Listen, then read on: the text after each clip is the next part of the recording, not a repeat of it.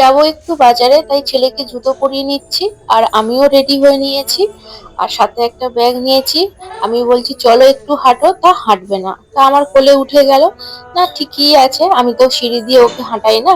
তারপরে কোলে নিয়ে ওকে আমি নিচে চলে এলাম। তারপর আমি দাঁড় করিয়ে দিয়ে আমি গেটটা খুলছি, আনলাম ব্যাগটা একটু ধরো। ও সমানে ব্যাগটা ছুঁড়ে ফেলে দিচ্ছে, ব্যাগটা ধরবে না আর বার হবে। ও খুব খুশি, যেহেতু ওকে নিয়ে আমি রাস্তায় বেরোচ্ছি। দেখুন ব্যাগটা কিরকম ফেলে দিচ্ছে।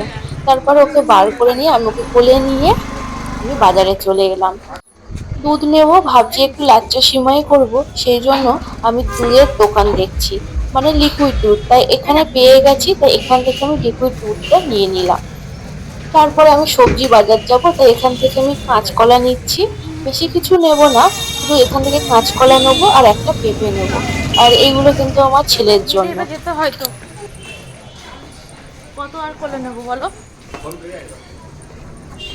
আমাদের সব বাজার করা হয়েও গেছে, এবার আমরা বাড়ির দিকে চলে এলাম। আর বাড়ির সামনের দিকে ওকে ছেড়ে দিতে ও দেখি না খেলা করছে, খুব খুশি যেহেতু ওকে বাইরে নিয়ে গিয়েছি। তারপরে উপরে উঠে এলাম।